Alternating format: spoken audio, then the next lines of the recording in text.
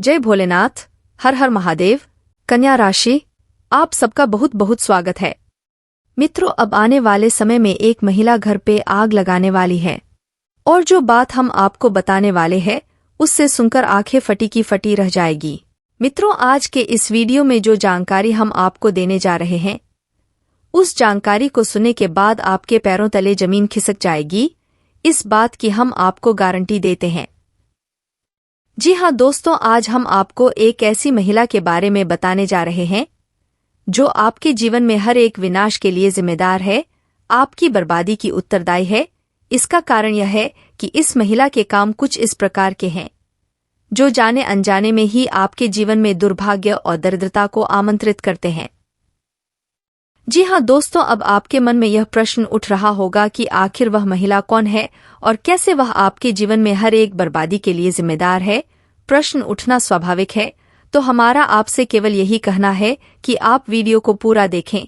Video के अंत होने तक आपको हर एक बात अच्छी तरह से समझ में आ जाएगी और कौन है वह महिला यह भी आपको पूरी तरह से स्पष्ट हो जाएगा। और इससे भी ज्यादा महत्वपूर्ण बात यह है कि कैसे वह महिला आपके जीवन को प्रभावित कर रही है, आपके जीवन में परेशानियां खड़ी कर रही है। तो वीडियो में आगे बढ़े उससे पहले ही हम आपको यह संकेत दे दें कि यह महिला आपके घर में, आपके परिवार में ही है और यह महिला कोई भी हो सकती है।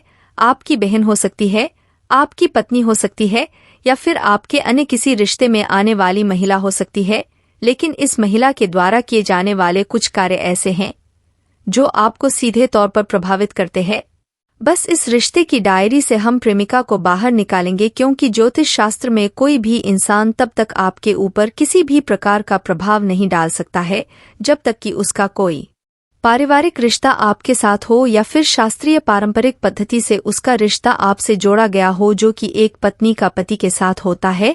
और जो भी रिश्ते इस परिसीमा के बाहर के होते हैं उन रिश्तों का आपके जीवन पर कोई खास प्रभाव नहीं पड़ता है। मानसिकता पर थोड़ा बहुत प्रभाव पड़ सकता है, लेकिन गृहिणी छात्रों और कार्यकल्पों का आपके ऊपर कोई प्रभाव नहीं पड़ता है।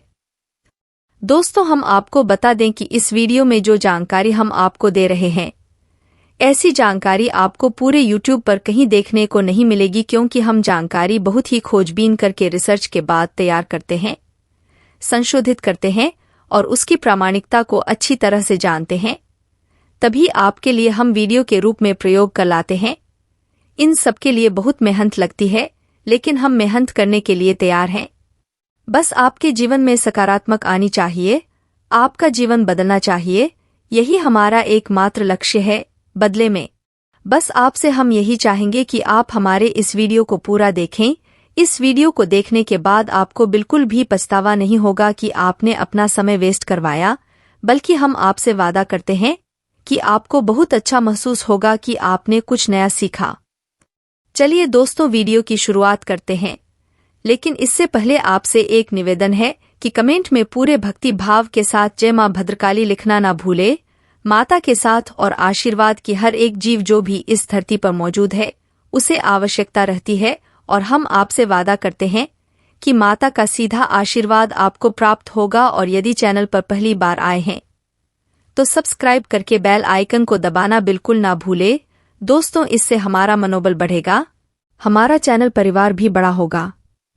तो चलिए दोस्तों, आगे बढ़ते हैं। दोस्तों, हमारे हिंदुस्तानी परंपरा में हिंदू धर्म में महिलाओं को विशेष स्थान प्राप्त है, देवी का स्वरूप माना जाता है और हम महिलाओं को मातृशक्ति के रूप में पूजते हैं।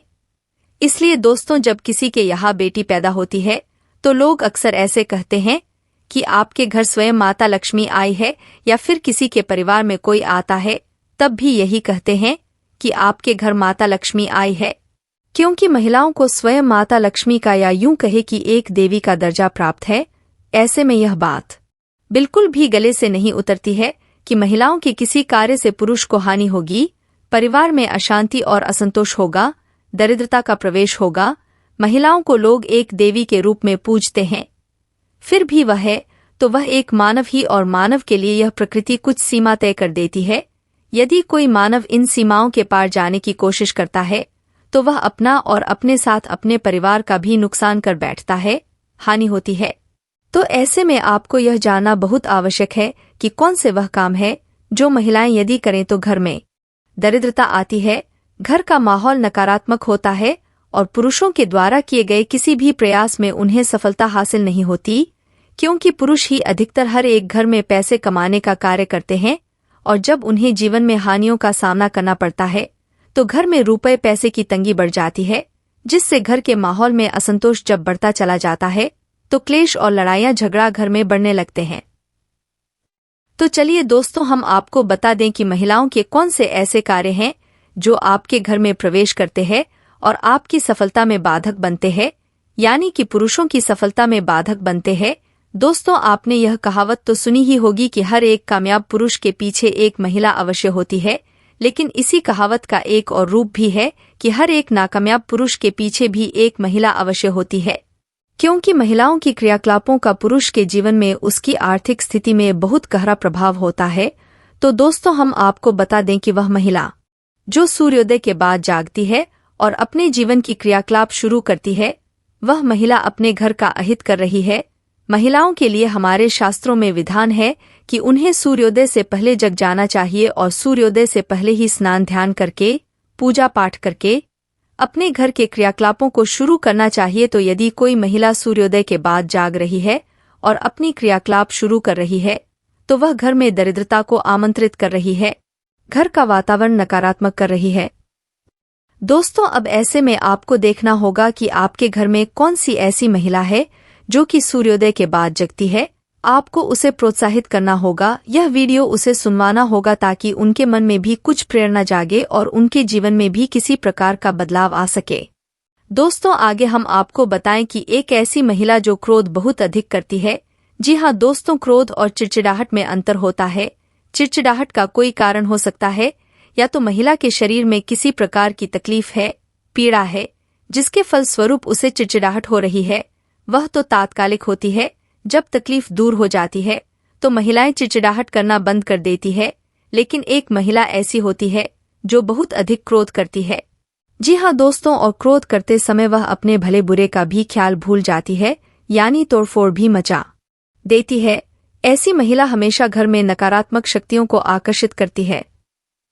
जी हाँ दोस्तों, माता लक्ष्मी की इस स्त्री पर कभी कृपा नहीं हो सकती और हम गारंटी से कहते हैं कि जिस परिवार में ऐसी महिला मौजूद है उस परिवार में निश्चित तौर पर आर्थिक तंगी होगी ही होगी, यानी कि उस परिवार में धन संपत्ति का आगमन नहीं होगा। जी हाँ दोस्तों, इसी के साथ साथ हम आपको बताएं कि वह महिला जो बिना स्नान किए घर की रसोई घर में चली जाती है, वह महिला आपके घर में वास्तु दोष उत्पन्न कर रही है और उस घर में कभी भी माता लक्ष्मी ठहर नहीं सकती है। जी हाँ दोस्तों, महिलाओं को चाहिए कि वह स्नान ध्यान करके पूजा पाठ करने के बाद ही अपने घर की रसोई घर में प्रवेश करें, क्योंकि रसोई घर में माता अन्नपूर्णा का वास माना जाता है और रसोई घर में जाकर खाना बनाने की प्रक्रिया को भी धार्मिक तौर पर एक पूजा पाठ की प्रक्रिया के तौर पर ही माना जाता है। तो ऐसे में यह कार्य बिना स्नान किए किया जाए तो बहुत अधिक दोष उत्पन्न होता है। तो महिलाओं को चाहिए कि स्नान करके ही अपने घर की रसोई घर में जाएं और खाना बनाते समय भी भाव का विशेष ध्यान रखें। जी हाँ दोस्तों, जैसे कोई इंसान प्रसाद को तैयार करता है, भगवान के प्रसाद को तैयार करता है, तो उसके मन में क्या भाव होता है? भगवान के लिए एक प्रेम होता है, भक्ति का भाव होता है। वैसे ही यदि महिला अपने घर का भोजन भी भगवान का प्रसाद मांगकर ही तैयार करें तो उस भोजन का जो प्रभाव होगा वह उसके घर में सात्विक वातावरण का निर्माण करेगा और घर के सभी सदस्यों के मन में सकारात्मक ऊर्जा का प्रवाह होगा। जी हाँ दोस्तों, कहावत कही जाती है कि जैसा आहार वैसा विहार, यानी जैसा आप भोजन करेंगे वैसे ही आपके विचार, वैसी ही आपकी गतिविधियां हो जाएगी। जी हाँ दोस्तों, हम आपको बता दें कि यदि कोई महिला अपने पास किसी भी प्रकार की धन संपत्ति संचयन नहीं करती है, जी हाँ दोस्तों, कहने का मतलब यह है कि या तो उस रुपए पैसे में रुचि ही नहीं है, या फिर यदि उसके पास किसी भी प्रकार से रुपए पैसे आते हैं तो वह उन्हें पूरी तरह से खर्च कर देती है, यानी उसके पास धन का संचयन नहीं होता है। तो यह भी घर में दोष उत्पन्न करता है। दोस्तों, आपने सुना होगा या देखा होगा कि पुराने जमाने में घर की महिलाएं हमेशा अपने साड़ी के पल्लू में थोड़े से रुपए बांध के रखती थी और इसी के साथ साथ उनके घर में उनके खुद के बचाए हुए पैसों का भी एक संग्रह हुआ करता था और इस संग्रह के बारे में घर के पुरुषों को बिल्कुल भी जानकारी नहीं होती थी। यह उनकी खुद की निजी संपत्ति हुआ करती थी। वैसे तो इसका कोई खास महत्व नहीं है, इसे आप महिलाओं की चालाकी से जोड़ सकते हैं, लेकिन हम आपको बताएं कि इसका वास्तुगत बहुत बड़ा प्रभाव है। जिस घर की महिलाओं के पास हमेशा धन मौजूद रहता है, उस घर की आर्थिक स्थिति कभी भी खराब नहीं होती है। जी हाँ दोस्तों, उस घर में लक्ष्मी का संचार हमेशा बना रहता है।